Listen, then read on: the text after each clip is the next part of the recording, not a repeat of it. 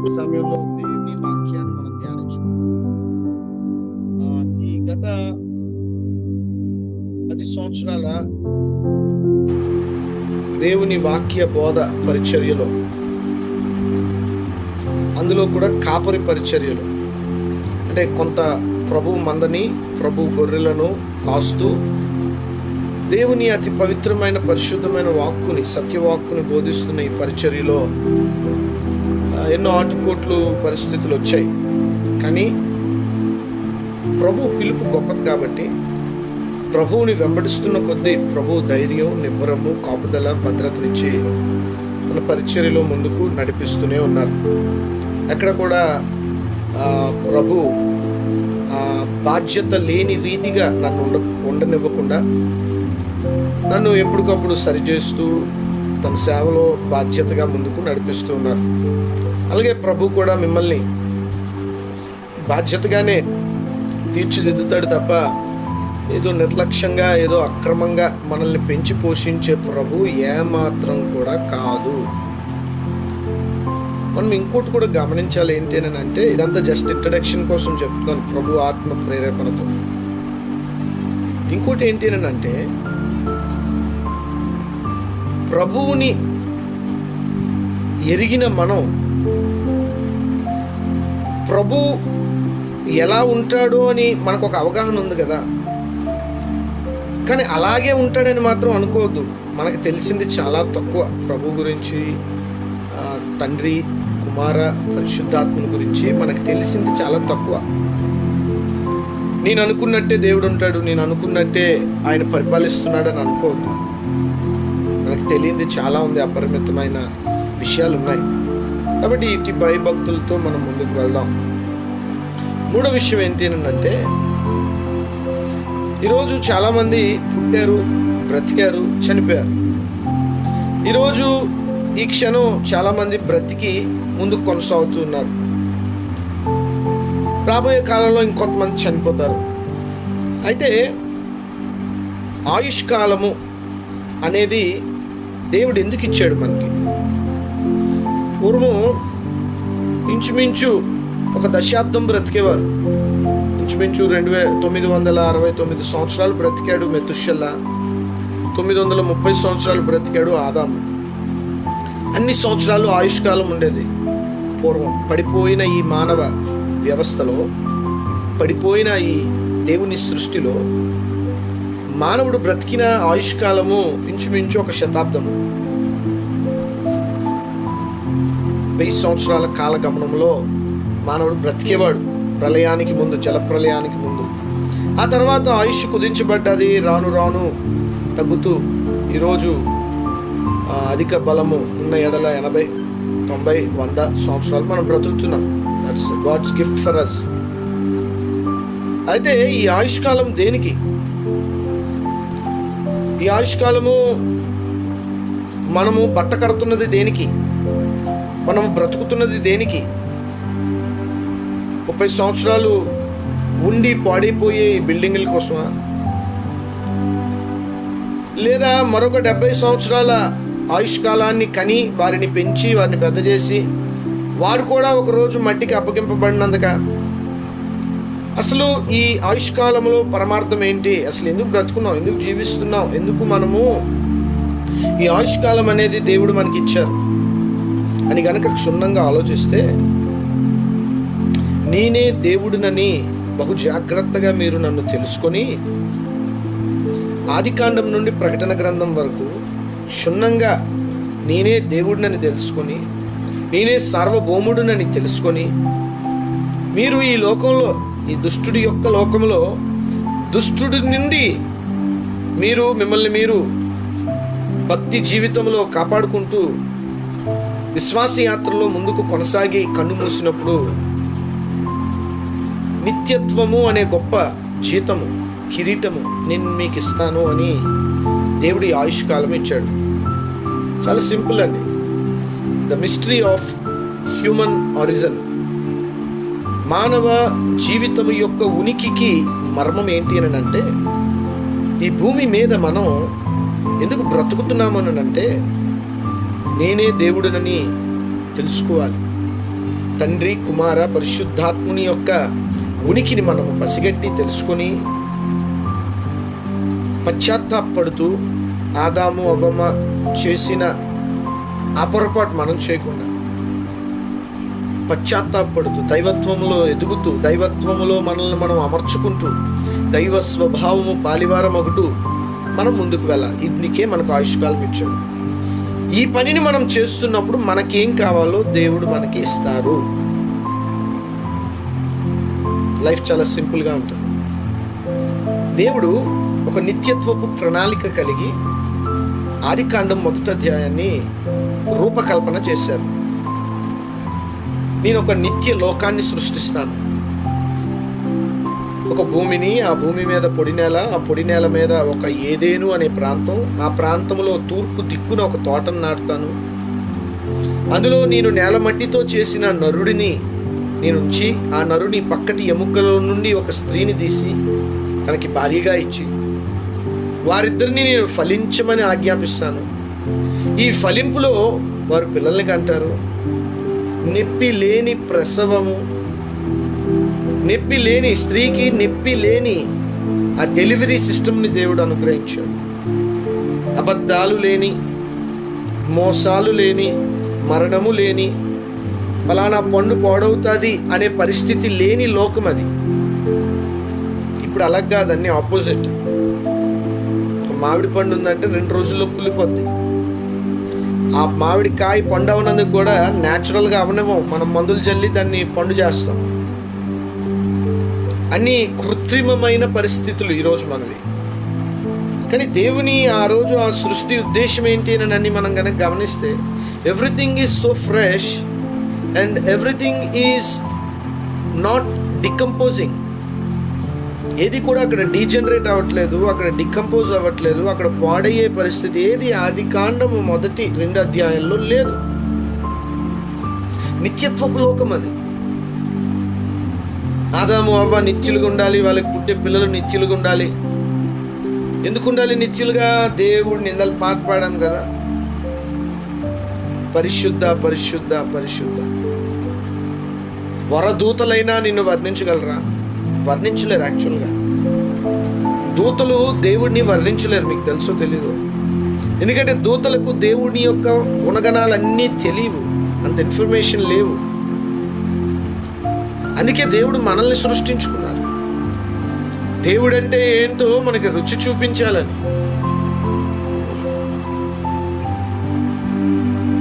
మికాయేలు దగ్గరికి వెళ్ళి, మికాయేలు దేవుడి గురించి చెప్పండి అంటే మికాయేలు కొంత చెప్తాడు. కానీ అదే పాపాత్మురాలైన స్త్రీ దగ్గరికి వెళ్ళి, అమ్మా దేవుని గురించి కొన్ని మాటలు చెప్పన్నాం అనుకో, ముత్యాలు, ఆ దేవుని గుణగణాలు, ఆ దేవుని క్షమాపణ, ఆ దేవుని ప్రేమ, ఆ దేవుని యొక్క ఔన్నత్యాన్ని చెప్తుంది.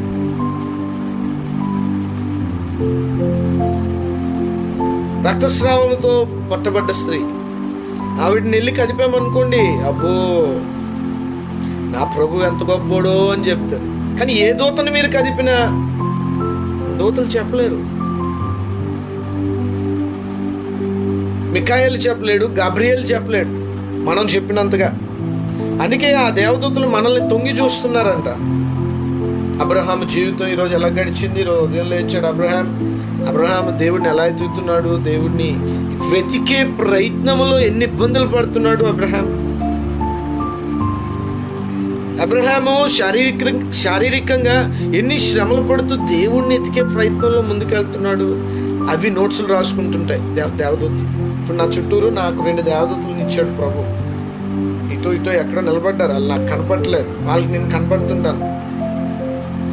నేను రకరకాల దైవభక్తులు, దైవజనులు, మహానుభావులు రాసిన వాఖ్యానాలను, వారి జీవిత సాక్ష్యాలను తీసుకొని నేను నోట్స్ తయారు చేసుకుంటుంటే, ఈ నా చుట్టుపక్కల ఉన్న దేవుని దూతలు నా జీవితాన్ని చూసి దేవుని గురించి నోట్స్ రాసుకుంటుంటారు. మీ గురించి అంతే. అబ్రహాం పేరు చెప్పాడని కాదు, కానీ మీ అందరికీ ఇదే వర్తిస్తుంది. మీ జీవితాలను చూసి దేవదూతలు నోట్స్ రాసుకుంటున్నారు. దేవుడిగో ఇంత క్షమాగుణం గలవాడు, దేవుడు ఇంత కృపామయుడు, దేవుడు ఇంత దయామయుడు, ఇదిగో అబ్రహాం చేసిన తప్పుకి ఇది అబ్రహాం దేవుడు ఇలా కొట్టాడు, వాళ్ళ నోట్స్లు రాసుకుంటుంటారు. తద్వారా దేవుని గుణగణాలను వారు తెలుసుకుంటారు. పరలోకంలోనే ఉన్నారు, దేవుని సముఖంలోనే ఉన్నారు, దేవుణ్ణి చూస్తున్నారు, కానీ దేవుని ఔన్నత్యం గుణగణాలు తెలియవు. అందుకే మనలను చీకట్లో నుండి ఆశ్చర్యకరమైన వెలుగులోకి మనల్ని పిలుచుకొని రాజులైన యాజక సమూహముగా, తన సొత్తైన ప్రజగా, పరిశుద్ధమైన జనాంగంగా మనల్ని చేసుకొని దేవుని యొక్క గుణగణాలను ప్రకటించే వారిగా మనల్ని చేసుకుంటాం. అందుకే ఆయుష్కాలం మనకి లభించింది. నిత్యత్వాన్ని దేవుడు చాలా జాగ్రత్తగా ప్లాన్ చేశారు. నిత్యత్వంలో గనక పాపం జరగలేదనుకోండి, నేను చెప్పేది చాలా బ్రాడ్గా ఆలోచించండి. సంకోచితంగా ఇరుకిరుగ్గా ఉంటే దేవుడు ఏం అర్థమవుడు మనకి, చిన్నపిల్లల్లాగే అర్థమవుతుంది. 5th స్టాండర్డ్ 10th స్టాండర్డ్ కొంచెం మనం బ్రాడ్గా ఆలోచిస్తాం. దేవుడు ఈ నిత్యత్వాన్ని ఎలా ప్లాన్ చేశాడనంటే, ఏదైనా వనంలో దేవుడు ప్లాన్ చేసిన నిత్యత్వం ఒక స్టార్టింగ్ పాయింట్ అంతే. అది ఒకవేళ వాళ్ళు పాపం చేసి ఉండకపోయిండుంటే, ఆదాము అవ్వమ్మ ఆ పండుగను తినకపోయి ఉంటే, ఆదాము అవ్వకి దేవుని దూతలకి తేడా ఉండవు. ఆదాం పాట రాసి ఉండేవాడు కాదు, ఆదాము పశ్చాత్తాపడి ఉండేవాడు కాదు. నార్మల్ దేవదూతల్లాగే ఆదాము అవ్వలు కూడా బ్రతికేవారు. దేవుడిని స్తుతించినందుకు పెద్ద కారణాలు వాళ్ళకి కనపడి ఉండేవి కాదు. ఎందుకనంటే వాళ్ళు పాపం లేదు. పాపం లేనప్పుడు దేవుడి గుణగణాలు ఎలా బయటపడతాయి? ఒక రోబోస్ లాగే ఉండేవారు. ఒక రోబోకి మనం ఏది ఫీడ్ చేస్తామో అదే అలాగే ఉండేవారేమో.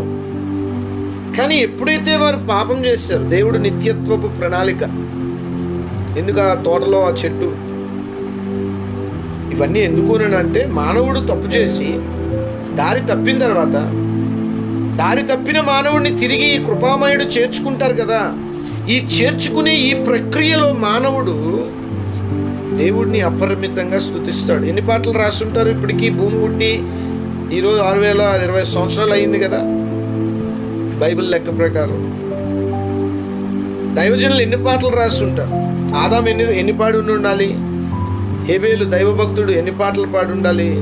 ఏనోషు, సేతు, మెతుషెల, లామేకు, నోవాహు, వీళ్ళందరూ వారి జీవితంలో ఆ ప్రభువుని ఆరాధిస్తూ ఎన్ని కీర్తనలు పాడి ఉండాలి? ఎన్ని కీర్తనలు! ఇవన్నీ ఎక్కడి నుంచి వచ్చాయి?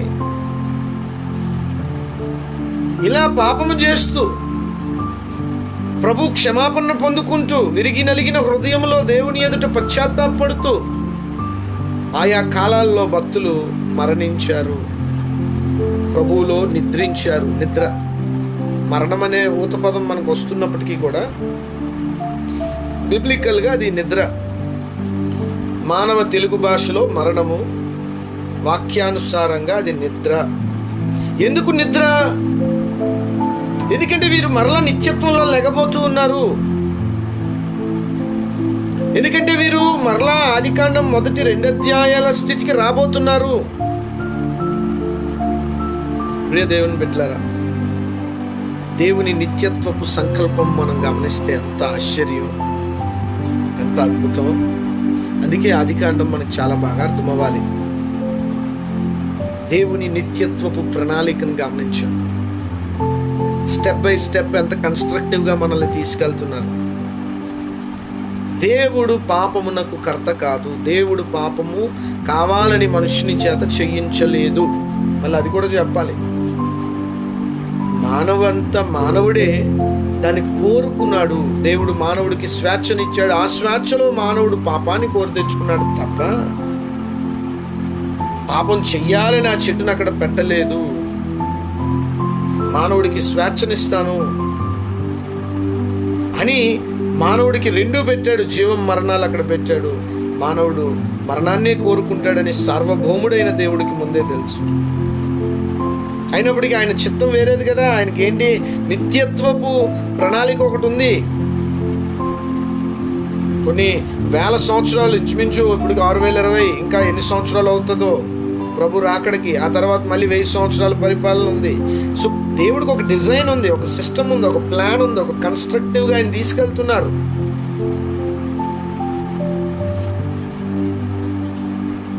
మీకు ఇంకా డౌట్స్ ఉంటే వెతకండి, మీకు దొరుకుతాయి. దొరకలేని సమాధానం అంటే ఏది లేదు. మర్మంగా ప్రభు ఏది ఉంచనని చెప్పారు. యేసు ప్రభు వారు మన రక్షకుడు, ఆత్మల కాపరి, ప్రధాన కాపరి. ఇంకా మీకు డౌట్లు ఉంటే పర్లేదు, అన్ని నోట్ చేసుకొని ఉంచండి. రేపు నిత్యత్వంలోకి వెళ్ళిన తర్వాత అక్కడ తండ్రి, కుమార, పరిశుద్ధాత్ముడు ఉంటాడు. వాళ్ళు మీరు అడగాల్సిన ప్రశ్నలు డైరెక్ట్గా అడగచ్చు. యేసు రక్తంలో కడగబడిన మీరు పరలోకానికే వారసులు తప్ప కలలో కూడా నరకపు ఆలోచనలు మీరు తెచ్చుకోవద్దు, అవి మనకి కాదు. ఇది చాలా ఫౌండేషనల్, ఇది చాలా బేసిక్. నరకానికి వెళ్తానేమో, నా మీద తీర్పు వస్తుందేమో అని అవ్వమ్మతో పండు తినిపించినందుకు దుష్టుడు పాము రూపంలో ఎలా వచ్చి చెప్పాడో, మీరు కూడా మిమ్మల్ని కూడా కొన్ని రకాలుగా దుష్టుడు వచ్చి మీకు ఆ యొక్క నరకానికి మీరు వెళ్తారేమో, తీర్పు మీకు ఉందేమో అని భయపెడుతుంటాడు. భయపడవద్దు. క్రీస్తు యేసు నందు ఉన్నవారికి ఏ శిక్షా విధి లేదు. యేసు క్రీస్తు ప్రభువుని నమ్ముట ద్వారా నరకము నుండి తప్పింపబడి పరలోక ప్రాప్తికి వెళ్ళిపోయాము. దేవునికి స్తోత్రం కలుగును గాక. కొందరు గొర్రెల, మేకల, కోడెల రక్తమునిచ్చి భక్తి జీవితంలో ఆధ్యాత్మికతను పొందుకుంటున్నారు. ఇంకొందరు ఏకంగా నరబలినిచ్చి ఆధ్యాత్మికమైన శాంతిని పొందుకుందామని ప్రయత్నిస్తున్నారు. జాగ్రత్తగానండి. ఒకే ఒక్క బలి, దేవుడు కుమారునిగా భూమి మీదకి దిగొచ్చిన యేసు ప్రభు బలి మనందరికీ పాప క్షమాపణ ఇచ్చేశారు. ఇక మీరు ఎన్ని బలులు చేసుకున్నా వేస్టే. ఒరిస్సాలో ఒక పూజారి కరోనా పోవాలని నరబలి ఇచ్చాడంట. ఈరోజు పేపర్లో వచ్చింది, చూసారో లేదో. కరోనా పోవాలని చెప్పి నరబలి కల్లోకి వచ్చి దేవుడు చెప్పాడంట, నాకు నరబలినిస్తే నేను కరోనాను తీసేస్తానన్నాడంట. ఆ పూజారి అమాయక స్థితి, ఇలాంటి పూజా విధానాలున్న అమాయక స్థితిని మనం గమనించినప్పుడు మన హృదయం ఎంత దుఃఖపడుతూ ఉంది. ఒక కళని నమ్మి బ్రతుకున్న మనిషిని చంపేశాడు దేవుడి పేరిట. మళ్ళీ పోలీస్ స్టేషన్కి వెళ్ళి లొంగిపోయాడు.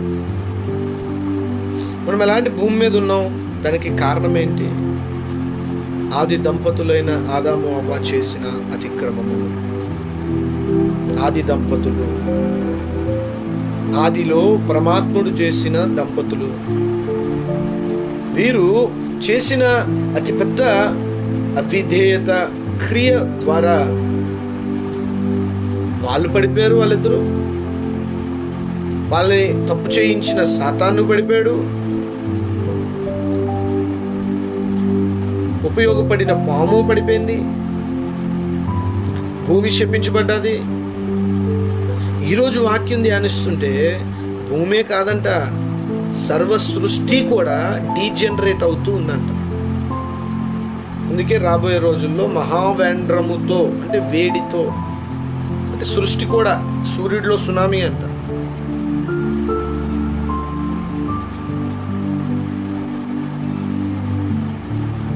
గ్రహాలు రాలిపోతూ ఉన్నాయంట కొన్ని. అంటే సృష్టి గతి తప్పింది, సృష్టి తన లయ తప్పింది. సరే, ఈరోజు ఇప్పటివరకు ఇంట్రడక్షన్ అయ్యింది. పరిశుద్ధాత్మ దేవుడు ఆయన ప్రేరేపణలో మనల్ని అలా తీసుకెళ్లారు. సరే, ఉన్న టైంలోనే నేను ముగిస్తాను, జాగ్రత్తగా వినండి. దేవుడు ఎంత కృపామయుడనంటే శాపము కూడా కృపలో ఇచ్చాడండి. ఎలాగో చెప్తాను వినండి. పాముని శపించిన దేవుడు ఏమని శపించాడు? నీ జాతి అంతమైపోను గాక అన్నాడా? లేదు. ఎంత కృపామయుడు. ఇప్పటివరకు నువ్వు ఎగిరేదానివి, ఇప్పుడు పోకుతావు, మట్టిలో బతుకుతావు అన్నాడు. అంతే, సింపుల్. యాక్చువల్గా శాపం అంటే శాపమే, కానీ శాపం కాదు. పాముల్ని దయచేసి దుష్టుడిగా చూడొద్దు. పాము కూడా దేవుని సృష్టి. దాని బ్యూటిఫుల్ కలర్ ఎంజాయ్ చేయండి, దాని ఆరిజిన్ ఎంజాయ్ చేయండి. అలాగని ఇంట్లోకి వస్తే దాన్ని పెంచుకోమని నేను చెప్పను, కానీ జనరల్గా పాము అని కానీ సాతాన్ అనుకుంటాం, కానీ కాదు, పామును వాడుకున్నాడు అంతే. ఈరోజు పాము పాకుతున్నప్పుడు మనకేం గుర్తు రావాలంటే పతనమైపోయిన మానవ జాతి, దేవుడిచ్చిన ఆ శాపం గుర్తు రావాలని పాముని శపించాడు తప్ప పాము ఈజ్ నథింగ్ నెగిటివ్. ఆ డివినిటీలో పాము ఏమీ ఒక నెగిటివ్ జాతికి సంబంధించింది ఏం కాదు. ఓకే, మూఢనమ్మకాలు తీసేయండి. సో దేవుని శాపం పాము మీద, దేవి శాపం కాదు ఒక విధంగా అనుకుంటే. సాతాన్ని పక్కన పెడతాం, కానీ వాడి శాపం సీరియస్. శాపం నీ తల చెతగొడతాడు యేసు ప్రభు అని చెప్పేశాడు దేవుడు. తల చెతగొడతాడు అని అంటే అది ఇటర్నల్ డిస్ట్రక్షన్ అంతే. So that is a very effective curse, not like serpent. పాము లాంటి శాపం కాదు సాతాన్. స్త్రీ దగ్గరికి వద్దాం. స్త్రీ శపించబడ్డది. సౌండ్ చాలా ఆడ్గా ఉంది, కానీ ఏం శపించాడండి స్త్రీని కూడా? కృపామయుడైన మన దేవుడు, మన తండ్రి పరమాత్ముడు ఏం శపించాడు స్త్రీని? స్త్రీ యొక్క జీవన విధానంలో ఒక ఘట్టాన్ని, అంటే తన బ్రతికే రెల్మ్లో తన జీవన విధానాన్ని శపించాడు తప్ప తనని శపించలేదు. దయామయుడు. బాగా అర్థం చేసుకోండి. స్త్రీని శపించిన దేవుడు ఏం శపించాడు? సాతాన్లా శపించాడా స్త్రీని? నీ తల చెతగొట్టబడుతుంది అన్నాడా? లేదే. ఎంత కరుణామయుడు అండి మన దేవుడు. నువ్వు చేసావు కదా తప్పు అవ్వమ్మా, కాబట్టి నేను నీకు కొంత పెయిన్ పెడతాను, కొంత దుఃఖం పెడతాను. నా ప్రణాళికలో నొప్పి లేని ప్రసవమును నేను అనుకున్నాను, కానీ నువ్వు కోరుకున్న ఆ పాపమును బట్టి ఇప్పుడు నీకు ఒక నొప్పి పెడుతున్నాను, ప్రసవ వేదన, అంతే. జీవితకాలం నీ పిల్లల కోసం నువ్వు టెన్షన్తో బ్రతుకుతావు. మరి తెలియాలి కదండి తప్పు. క్రమశిక్షణ చేసే తండ్రి బిడ్డని కొడతాడు కదా. సో అందుకనమాట. అంతేగాని ఇటర్నల్ డిస్ట్రక్షన్లోకి ఏమీ చెప్పించలేదు. కృపామయుడు. శాపంలో కూడా బోల్డ్ స్టేజెస్ ఉన్నాయి.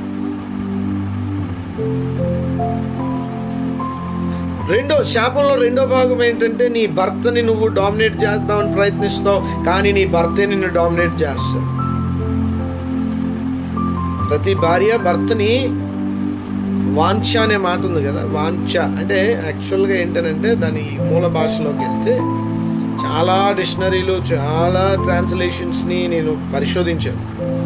తేలిన ఫలితార్థం ఏంటి అని అంటే, తెలుగు భాషలో వాంఛ కలుగును అని అంటే ఏమంటున్నారని అంటే అందరూ సెక్షువల్ డిజైర్ కలుగుతుంది భార్యకి భర్త మీద. మరి భర్త కలగదేడు భార్య మీద, అది కాదు అర్థం. భార్య వాంఛ కలిగి బ్రతుకుతుంది భర్త మీద అని అంటే ఎప్పుడు భార్య సెక్స్ కావాలి నా భర్త దగ్గర నుండి అని కోరుకుంటుందని కదా ఇంటర్ప్రిటేషన్స్ ఎంతవరకు చేశారు. కానీ భర్తకి భార్య మీద వాంఛ కలగదా ఏంటి అంటే సెక్షువల్ డిజైర్స్. సో అది కాదు అక్కడ మీనింగ్. భార్య ఏం చేస్తుంది అని అంటే డామినేట్ చేద్దామని ప్రయత్నిస్తుంటుందండి ఎప్పుడు భర్తని ఏదో కోణంలో ఏదో ఒకటి అనాలనుకుంటుందండి.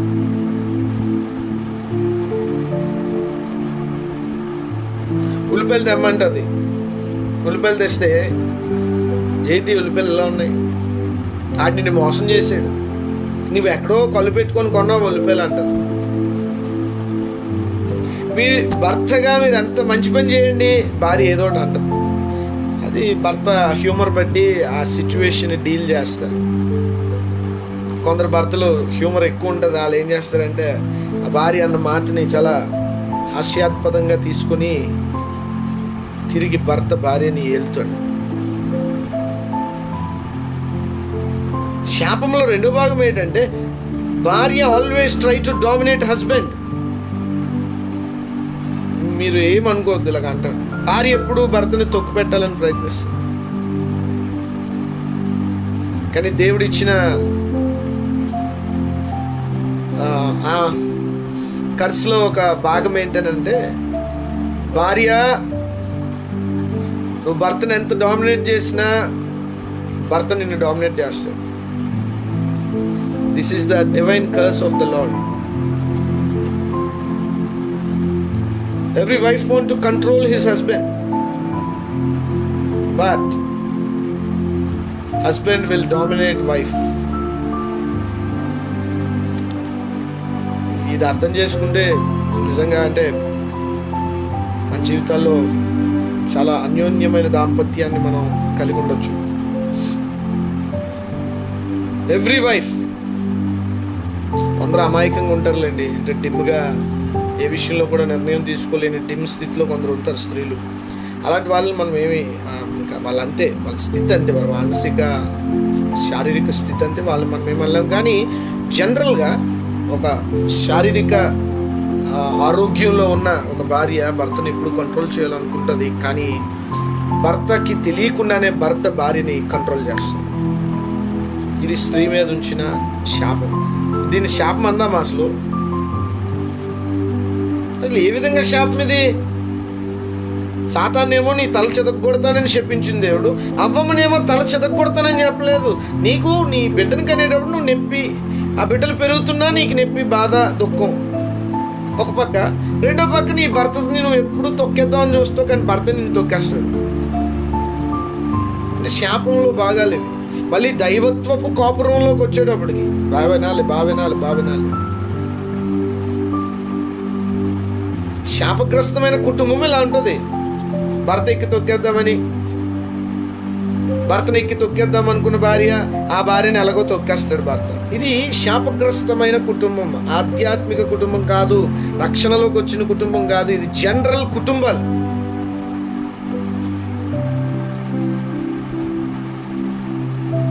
కానీ ఆధ్యాత్మిక స్థితిలోకి వచ్చిన కుటుంబం, స్త్రీకి శిరస్సు భర్త, భర్తకు శిరస్సు క్రీస్తు, క్రీస్తుకు శిరస్సు తండ్రి.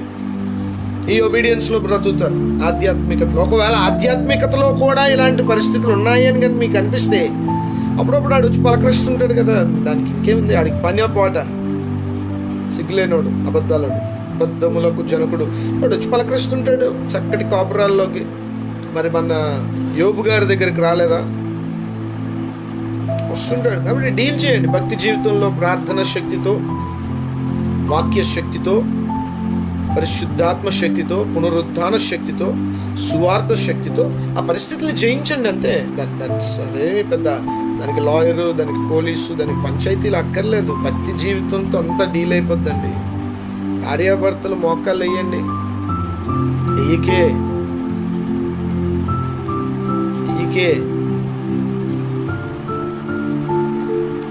భార్యాభర్తల జీవితంలో ఏదో గొడవ వస్తుంది. గొడవలు రాని భార్యాభర్తలు ఎవరు ఉన్నారేంటి? ఊర్లో పెళ్ళి అయితే కుక్కలు కడవడంట. ఆ కుటుంబంలో ఏవో గొడవలు అయితే కుక్కల్లాగా అందరూ ఏవో మాట్లాడేసుకుంటారు. ఎవరి జీవితంలో గొడవలు అవ్వలేదు. నేను అంటాను, సమస్యని మీ కళ్ళతో చూడొద్దు, సమస్యని దేవుని కళ్ళతో చూడండి.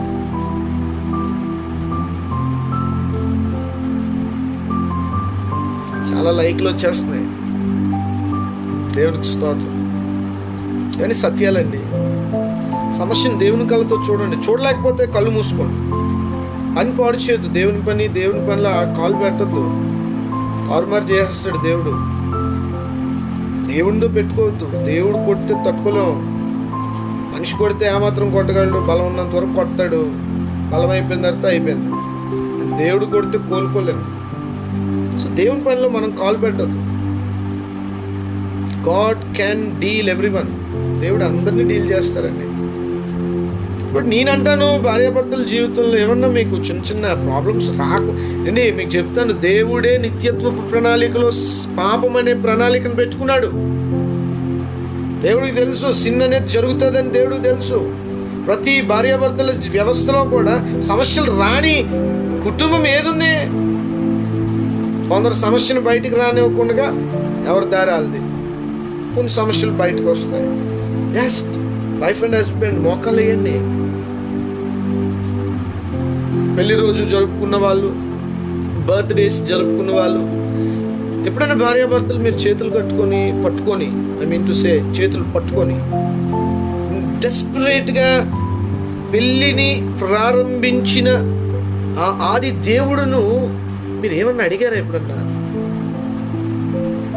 బా మేము ఎంత బాగున్నాం, ఇద్దరం అంత అందంగా ఉన్నాం ఫోటోలో, మాకు ఎన్ని లైక్స్ వచ్చాయి. సొసైటీలో వీటికి వాల్యూ ఇస్తున్నారు, కానీ భార్యాభర్త మైండ్ సెట్లో మీకొచ్చిన దూరం మీ మోకాళ్ళ మీద ఎందుకు డీల్ చేసుకోకూడదు? రైట్, జస్ట్ నీల్ డౌన్ అంతే. ఇంకోటి కూడా చెప్తాను, కొన్ని దాంపత్య జీవితాలు ఉంటాయి, 60-70 సంవత్సరాలు వచ్చిన భార్యాభర్తల మధ్య సఖ్యత ఉండదు.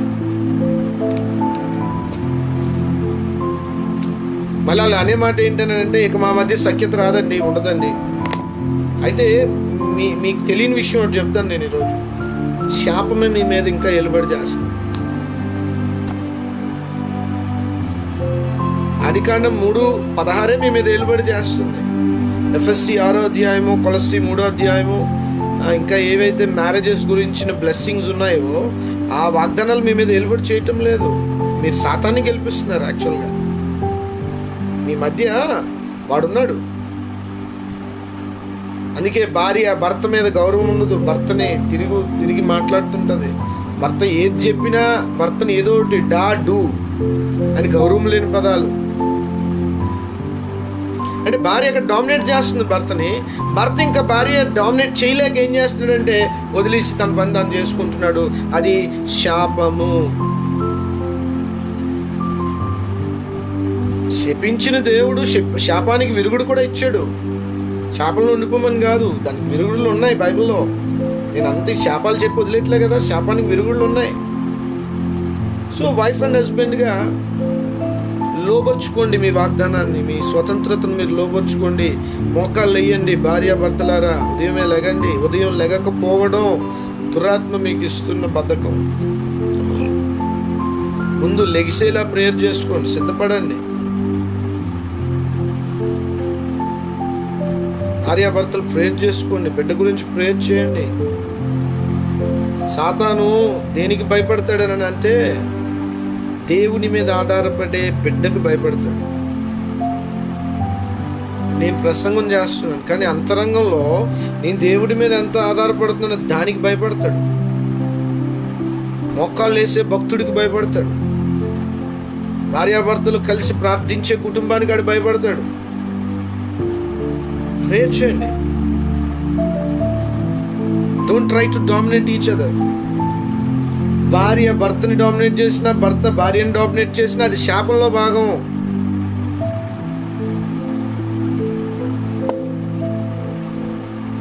ఏలిమన్నాడు కదా దేవుడు, ఏలేద్దాం అనుకుంటే ఇగో నోట్ నెగిటివ్గా ఏలేమా, అది శాపంలో భాగం. భార్య భర్తని లోబడాలి, భర్త భార్యని ప్రేమించాలి. ఏలుబడ్డం అంటే, ఏలు చేయడం అంటే శాపంలో ఏలుబడాయ్ కమాన్ రా టీతే కాఫీతే అది ఏలడం. కానీ దైవత్వంలో ఏలుబడి ప్రేమ. నా భార్య అండి కష్టపడుతుంది, తను సుఖపెట్టాలండి.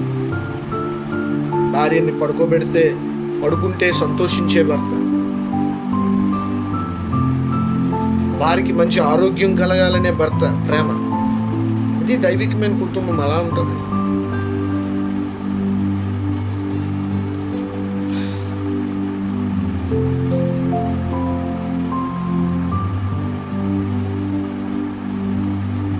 ఈ విషయాలు మనం గమనించాలి. భర్త భార్యల మధ్య ఎవరు దూరకూడదు. దూరిన వాళ్ళందరినీ దేవుడు దోషులుగా ఎంచుతాడు. వాళ్ళు ఎవరైనా సరే, అత్తమామలు కావచ్చు, తల్లిదండ్రులు కావచ్చు.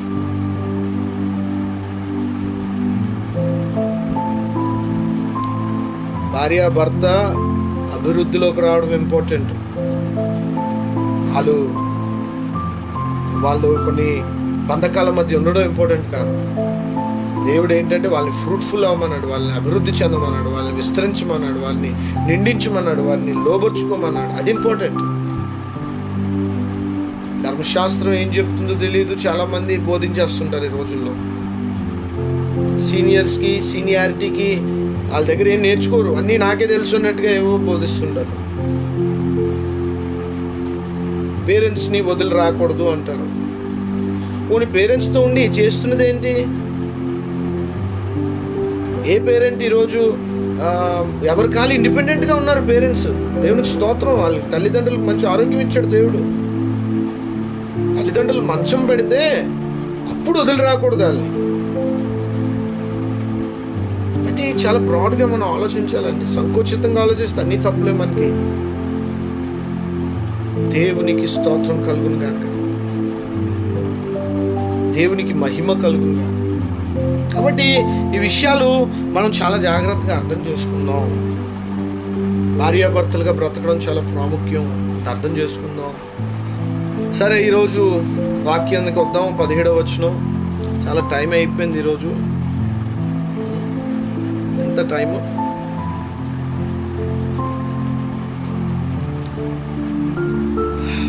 పదిహేడవ వచనం. ఆయన ఆదాముతో, నీవు నీ భార్య మాట విని. అవము చేసిన తప్పేంటి? పాపము. దుష్టుని యొక్క కబంధ, వాడి యొక్క ప్లాన్లోకి, మోసంలోకి, అబద్ధంలోకి పడిపోయింది అవము. ఆదాము చేసిన పాపం ఏంటి?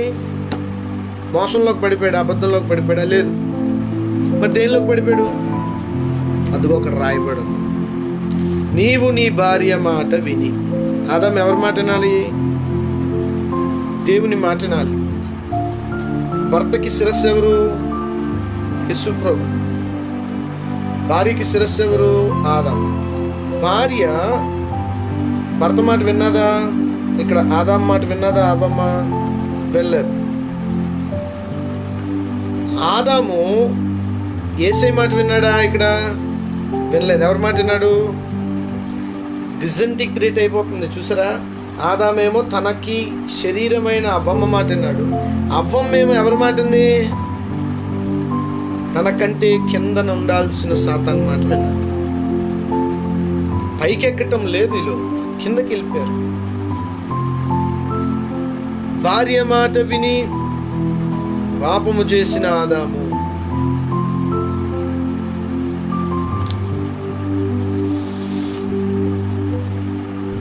భార్య మాట విని దేవుని మాట వినకూడదు అనుకున్న ఆదాము. వాళ్ళందరికీ పేర్లు పెట్టినాడండి, జంతువులకి, అన్నిటికీ. యాక్చువల్గా భార్య కోసం ఒక ఆర్గాన్ డొనేట్ చేశాడండి. యాక్చువల్గా భార్య కోసం శరీరాన్ని డొనేట్ చేశాడండి. ఎంత ఇష్టమో భార్య అంటే అయ్యగారికి. అందుకని ఏం చేశాడంటే దేవుడి మాట వినకుండా భార్య మాట వినేశాడు. ఆ పండు ఏంటి, ఎక్కడి నుంచి తెచ్చావు, ఏ చెట్టు పండు, ఇవేం అడగలేదు, భార్యని నమ్మేశాడు. పండు ఇవ్వగానే థ్యాంక్స్ డార్లింగ్ అని చెప్పి, నా ప్రియ భార్య అని చెప్పి తినేశాడు. అది తప్పు ఆదాము చేశాడు. ఇంత వాక్యంలోనే నేను మీకు చూపిస్తున్నాను. నా భాష కానీ నా వాక్యానం కానీ ఏది కొత్తగా లేదు కదా, మీకు కొంత వాక్యంలోనే ఉన్నదే. అవ్వమ్మ మోసపోయింది అబద్ధములో పడి, కానీ ఆదాము మోసపోలేదు. ఆదాము భార్య మాట విన్నాడు, అంతే. ఈరోజు మీరు ఎవరి మాట వింటున్నారు? మంచి చెప్పిన వాళ్ళ మాట వింటే దేవునికి స్తోత్రం. భార్య అయినా భర్త అయినా ఎవరైనా, ఏ పాస్టర్ అయినా మంచి చెప్పినప్పుడు అది వింటే దేవునికి స్తోత్రం. కానీ ఆ స్వరం దేవుని స్వరం అయితే దేవునికి స్తోత్రం. లేని పక్షంలో అది పాపము, అది పాపముగా ఎంచబడుతుంది. ఇది మనం గమనించాల్సి, ఇది మనం అర్థం చేసుకోవాల్సి. కాబట్టి ప్రియ దేవుని బిడ్డలారా, నీవు నీ భార్య మాట వినినందున. ఆదాము మీదకి శాపం ఎందుకు వచ్చింది అని అంటే భార్య మాట విన్నాడండి.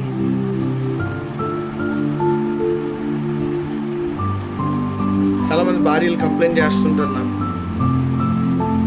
మా ఆయన నా మాట వినలేదండి, వినుండి బాగుండు. మంచి చెప్పినప్పుడు వినాలి ఖచ్చితంగా. కానీ ఇక్కడ ఆదాము అవ్వమ్మ ఒక నెగిటివ్ విషయంలో ప్రేరేపించినప్పుడు ఆదాము ఎందుకు ఏంటి అని గమనించకుండా ఆవిడ మాట విన్నాడు కాబట్టి ఆయన నేరారోపణ చేస్తున్నాడు ఆదాము మీద.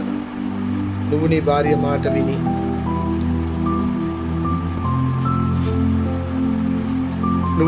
మాట విని ఆ పండును తిన్నావు గనుక తినవద్దన్న నేను నీకు ఆజ్ఞాపించిన వృక్ష ఫలములను తింటివి గనుక నీ నిమిత్తం నేల శపింపబడి ఉన్నది. అవ్వమ్మ చేసిన తప్పుకేమో అవ్వమ్మ గర్భము అవ్వమ్మ భర్త విషయాల్లో శపింపబడితే, అంటే స్త్రీ లోకం ఏంటి? భర్త పిల్లలే. స్త్రీకి ఉన్న లోకం ఏది? భర్త పిల్లలు. ఆదాముకున్న లోకం ఏది? భార్య పిల్లలు కాకుండా పని పని పని పని వర్క్ ప్లేస్, ఉద్యోగము. ప్రసంగం ఇక్కడ స్టార్ట్ అవుతుంది ఇప్పుడు. సంబడి ఒకసారి టైప్ చేయండి, నాకు టైం కనపడలేదు. టైం.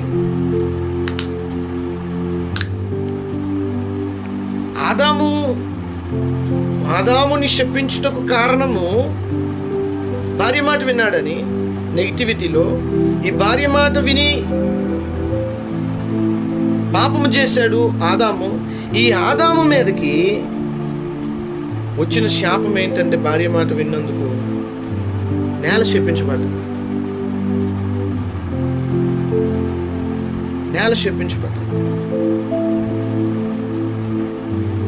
అవమ్మా, నువ్వు తప్పు చేసినందుకు ఇదిగో నీ భర్తకి నీ పిల్లల విషయంలో నీకు దుఃఖాన్ని పెడుతున్నాను. ఆదాము, ఇదిగో నువ్వు చేసిన తప్పుకి నేనేం చేస్తున్నాను అంటే, నువ్వు బ్రతికే దినములంతా నేల శపించబడుతుంది. ఆ నేల నిన్ను చాలా కష్టపెడుతుంది. నిత్యత్వంలో ఆదికాండం 1వ అధ్యాయము 2వ అధ్యాయంలో నేల నువ్వు కష్టపడకుండానే నీకు ఫలవృక్షములు ఇచ్చింది. చక్కగా తిన్నావు ఫలాలు. నువ్వు సేద్యపరచలేదు, నువ్వు దున్నలేదు, నువ్వు విత్తలేదు, నువ్వు నీరు పెట్టలేని తోటలో చక్కటి ఫలాలు తీసుకొని తిన్నావు అన్నట్టు అక్కడ ఫలాలే తిండి.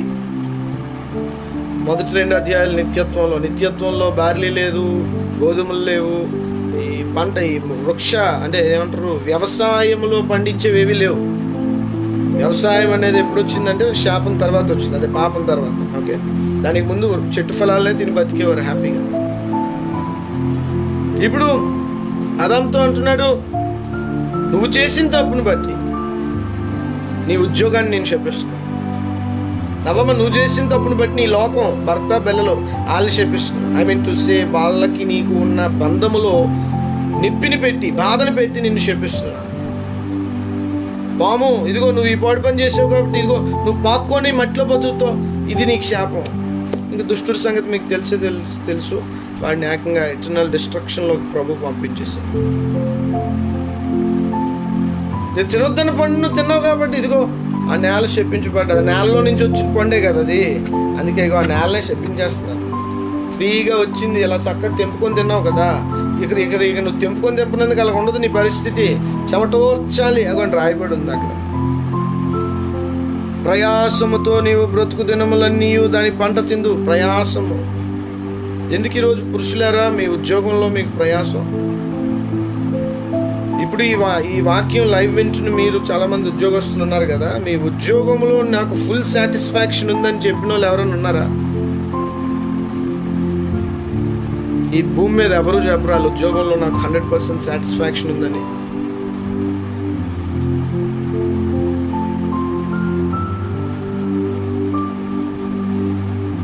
ఎందుకు మీ ఉద్యోగంలో మీకు ప్రయాస? ఇదిగో శాపం వెలుబడి చేస్తుంది.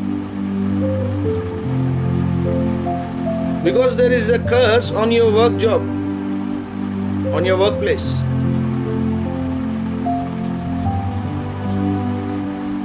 There is a curse which is ruling out on your job. నువ్వు చేసే పని మీద ఒక శాపం వెలుబడి చేస్తుంది. అందుకే బాస్ నచ్చడు, అందుకే చేసే పని నచ్చదు, అందుకే అబద్ధాలు, టైంకి వెళ్ళరు జాబ్కి, జాబ్ను ప్రేమించరు, మోసం ఉంటుంది జాబ్లో, అబద్ధాలు ఉంటాయి జాబ్లో, లంచుకుండితనం ఉంటుంది జాబ్లో. ఎందుకు ఈరోజు ఉద్యోగాల్లో ఇవన్నీ ఉన్నాయి? హ్యాపీగా నువ్వు ఎందుకు ఉద్యోగం వెళ్ళి చేయట్లేకపోతున్నావు? నీకు జీతం ఇస్తున్నారు కదా, అయినా నువ్వు ఎందుకు జాబ్లో సాటిస్ఫాక్షన్గా ఉండటం లేదు అంటే, ఇదిగో నీ వర్క్ ప్లేస్ని దేవుడు శపించాడు. ఈ శాపం రివర్స్ అవుతుందండో. నీ జాబ్ని నువ్వు ఎంజాయ్ చేయొచ్చు నువ్వు దైవికంగా ఉన్నప్పుడు. ఈ శాపం రివర్స్ అయిపోద్ది నువ్వు దైవికంగా ఉన్నప్పుడు. నువ్వు రోజు మోకాళ్ళు వేసి చాలా స్ట్రిక్ట్గా, నేను లంచుగుండితనంగా ఉండను ప్రభు, అబద్ధాలు ఆడను ప్రభు, నా జాబ్కి నేను నమ్మకంగా ఉంటాను, టైంకి ఉంటాను, నేను నమ్మకంగా ఉంటాను, నీతి యథార్థతలు ఉద్యోగం చేస్తాను, ఇవన్నీ బైబిల్లో ఉన్నవే, అన్ని రిఫరెన్స్లు రాసుకున్నాను అని చెప్పే టైం లేదు.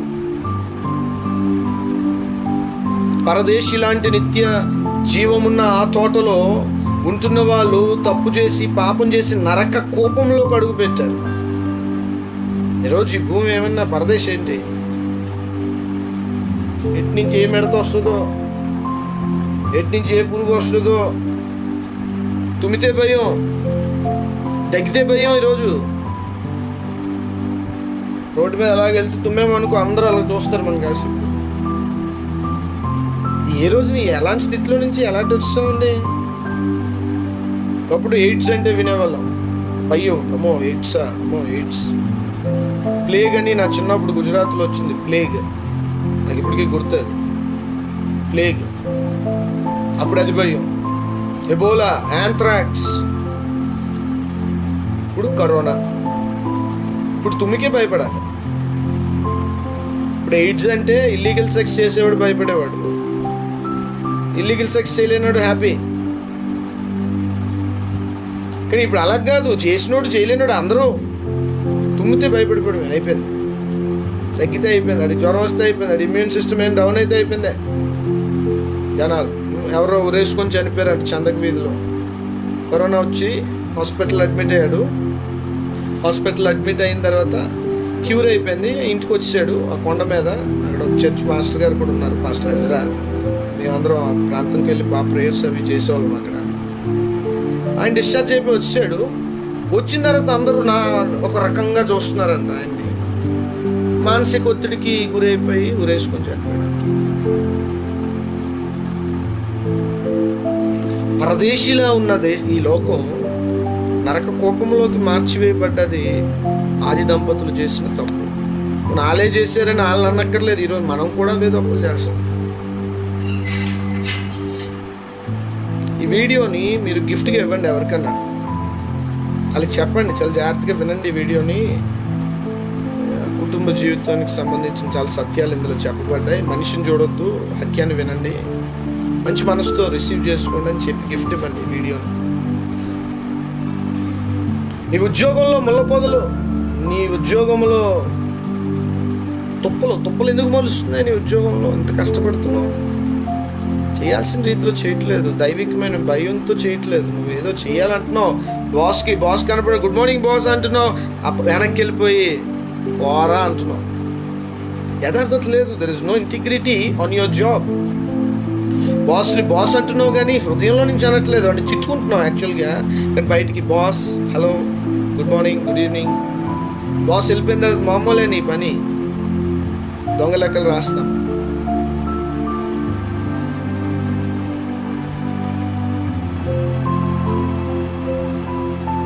ఇంటిగ్రిటీ ఉండాలి బ్రదర్, సిస్టర్.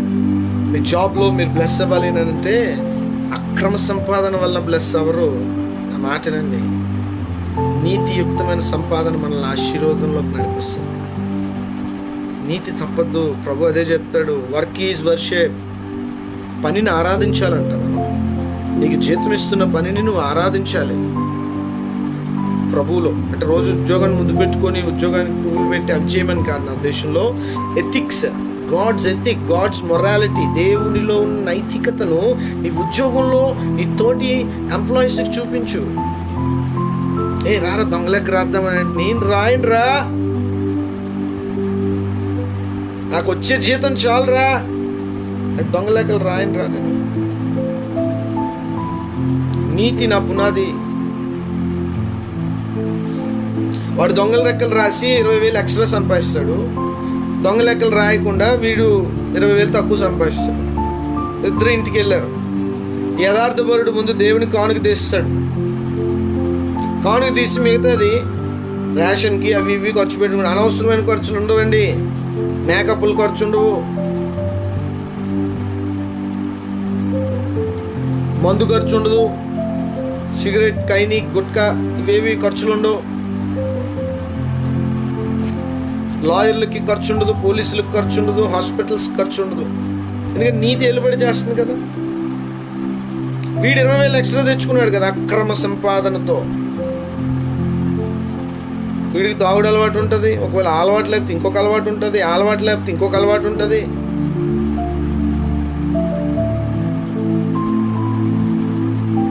వీడు ఒకవేళ అభివృద్ధి చెందొచ్చు, హ్యూమన్లీ స్పీకింగ్. వీడు అక్రమంగా బ్రతకడం వల్ల వీడు చాలా అభివృద్ధి చెందొచ్చు. కానీ తుదకు ఎలాంటి సాక్ష్యం?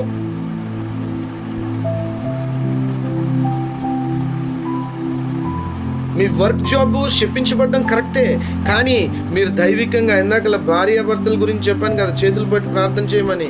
అలాంటి ప్రార్థనతో కనుక నువ్వు ఉద్యోగం చేసి నీతిగా బ్రతికితే, రియల్గా చెప్తున్నాను బ్రదర్, మీ ఎదుగుదలను ఎవ్వరూ ఆపలేరు. మీ కంపెనీలో మీకు 100 మంది ఉండొచ్చు శత్రువులు, కానీ నీ ఎదుగుదలను ఆపలేరు.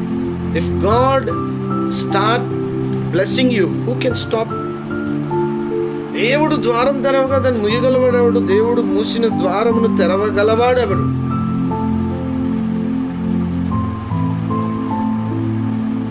ఆదాము 930 సంవత్సరాలు బ్రతికాడు. కంటిన్యూ చేయమంటారా, ఆపేయమంటారా? టైం అయింది ఆల్రెడీ. ఇంకా చాలా పాయింట్స్ ఉన్నాయి, చెప్తే ఇంకొక 20 నిమిషాలు వెళ్తుంది. ఇఫ్ గాడ్ పర్మిట్స్, మీరందరూ కూడా పర్మిట్ చేస్తే చెప్తాను. ఆదాము 930 సంవత్సరాలు బ్రతికాడు. అంటే ఎన్ని సంవత్సరాలు పొలాన్ని దున్నాడు? ఆదాము 930 సంవత్సరాలు బ్రతికితే అవ్వమ్మ ఎన్ని సంవత్సరాలు బ్రతికింది? అంటే ఎంతమంది పిల్లల్ని కన్నది అవ్వమ్మ?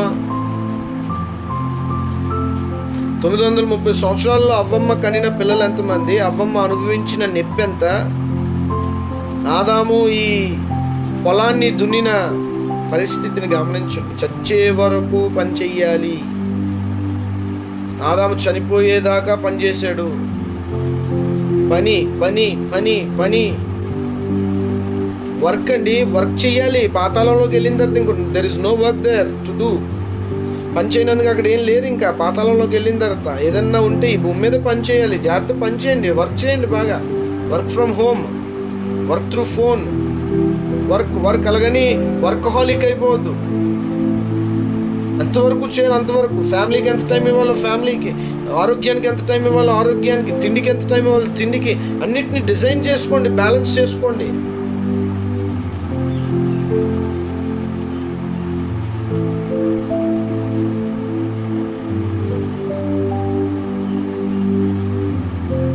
తొమ్మిది 930 సంవత్సరాలు పొలాన్ని దున్నాడండి శాపంలో.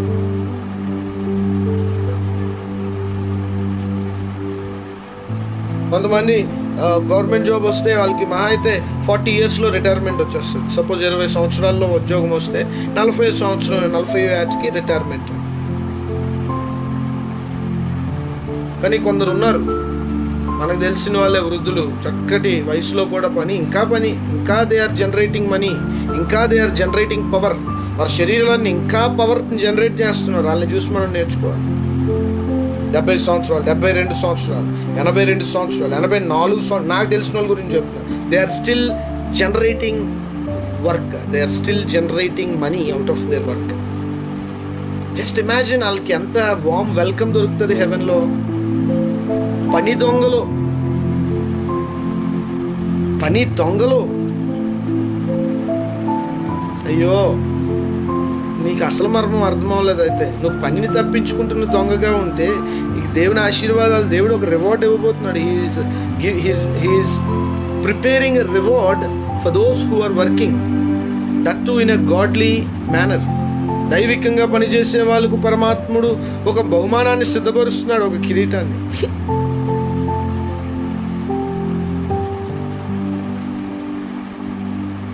బయటికి ఏదో పని చేస్తున్నానని చెప్పుకోవడం కాదు, హృదయాంతరంగం నుంచి పనిచేయండి. మీ పనిచేసే విధానాన్ని మార్చుకోండి. క్రైస్తవుడికి పని అంటే దైవికముగా ఉంటుంది. అన్యుడికి అలా ఉండదు. పని అంటే ఆడికి ఏదో పొట్ట, బ్రెడ్ అండ్ బటర్ అంతే, జస్ట్ రోటీ ఖానా పీనా అంతవరకే బయట అన్యుడికి పని అంటే. కానీ దేవుని బిడ్డకి పని, ఈ పని దైవికంగా చేస్తాడు. నా దేవుడు చూస్తున్నాడు, యజమానులకు లోబడమన్నాడు నా దేవుడు. నేను పని చాలా జాగ్రత్తగా చేస్తాను. కాబట్టి దైవికంగా చేస్తే ఆ పనికి మనకు రివార్డ్ ఉంది. మా కుటుంబంలో ఒక ఆఫీసర్ ఉన్నారు, పోలీస్ ఆఫీసర్, ఎస్ఐ కింద జాయిన్ అయ్యారు, సబ్ ఇన్స్పెక్టర్ కింద జాయిన్ అయ్యారు. పి రవికుమార్ అని మా మామయ్య అవుతారు, కజిన్. చాలా స్ట్రిక్ట్గా ఉండేవారు, చాలా పద్ధతిగా ఉండేవారు. ఎక్కడ ఎలా ఉండాలో ఆయనకు బాగా తెలుసు. ఈరోజు he's deputy commissioner Vijayawada crime. ఎందుకు నేను చెప్తున్నానంటే,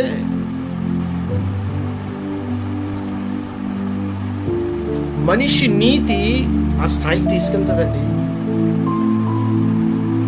మొన్న డాడీ నేను వాళ్ళ ఇంటికి వెళ్ళి మేము చాలాసేపు 1 గంటన్నర మాట్లాడుకున్నాం. జగన్ గారి దగ్గర నుంచి కూడా బహుమానం తీసుకున్నారు చాలామంది చర్చిలో వాళ్ళకి కూడా నేను చూపించాను. ఎందుకు ఇవన్నీ నేను చెప్తున్నాను అంటే, కొందరు అదే ఉద్యోగాన్ని లంచగుండితనంతో పోగొట్టుకున్న వాళ్ళు కూడా ఉన్నారు. అది చెప్దామని నేను చెప్తున్నాను. సెల్ఫ్ డబ్బా కాదు, నేను ప్రభువుని బట్టి అతిశయించాను, ఇవన్నీ కాదు. కొందరు అదే ఉద్యోగాన్ని 500 లంచం కోసం సస్పెండ్ అయిపోయారు. ఇన్ని 500 ఆయన వద్దనుకొని ఈరోజు ఆ స్టేజ్లో ఉన్నాడు.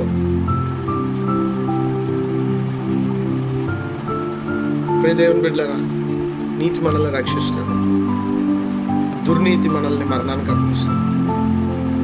ఈ ఇటర్నిటీ, నిత్యత్వపు ప్రణాళిక అంతటిని మీరు నమ్మితే మీ వర్క్ని ఈరోజే మార్చుకోండి. యేసుక్రీస్తు ప్రభు వారు త్వరగా రానే ఉన్నారు. తిరిగి మన అందరం నిత్యత్వంలో ప్రవేశించుకుంటున్నాం. ఆ మొదటి పునరుద్ధానాని కోసం వెయిట్ చేయండి. రెండవది, రాబోతున్న రోజులు ఇంకా భయంకరంగా ఉంటాయి. Take my words for granted. ఎందుకనంటే ఇది నా వర్డ్ కాదు, బైబిల్ వర్డ్. రానున్న రోజులు ఇంకా అలాగా మల్టిప్లై అవుతూ ఉంటాయి, ఈ వేదనలు, ఈ రోదనలు, ఈ దుఃఖాలు, ఇవన్నీ. కాబట్టి బీ ప్రిపేర్డ్ ఇటర్నల్లీ. ప్రభువా, నా కళ్ళకు ఈ కనబడేవి కాదు, నిత్యత్వం చూసే కళ్ళు దయచే ప్రభు అని ప్రార్థన చేయండి. ఓకే, ప్రార్థన చేసుకుందాం కళ్ళు మూసుకున్నట్లయితే. తండ్రి, మిమ్మల్ని స్తుతిస్తున్నాను, కనపరుస్తున్నాను. అమూల్యమైన ప్రాముఖ్యమైన విషయాలు అందరితో మాట్లాడారు. ఆ వాక్కు ద్వారా మమ్మల్ని బలపరిచి మీ రాజ్యంలో వాడుకోమని మమ్మల్ని మేము మీ చేతులకు సమర్పించుకుంటూ యేసుక్రీస్తు ప్రభు నామములో ప్రార్థన అడిగి వేడుకుంటున్నాం తండ్రి. ఆమేన్. తండ్రి, కుమార, పరిశుద్ధాత్మ త్రియేక దేవుని దీవెన మనందరికీ సఫలతనిచ్చి నడిపించునుగాక. ఆమేన్.